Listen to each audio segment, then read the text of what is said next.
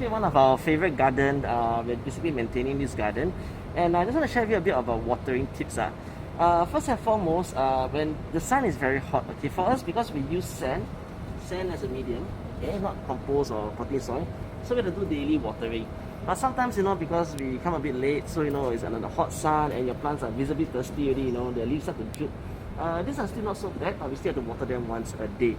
However, when the sun is very hot and you have to water them, please be careful. Don't just splash water on them, because they might get into shock. They are very hot. It's like you're standing in the middle of the rooftop for 1 hour, you have to faint, someone splash a cup of water on you, that kind of thing.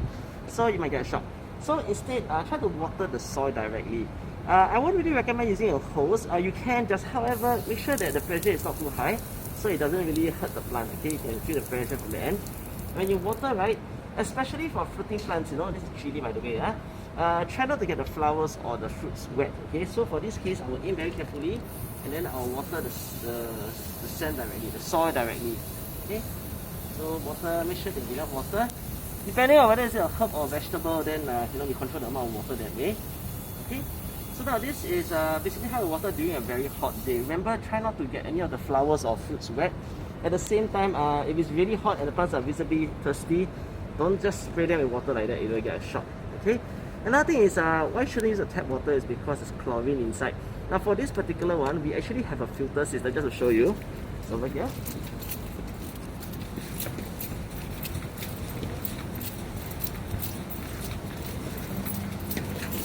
We actually have a little filter to filter off the chlorine from the water. That's why we can use tap water in a sense, right?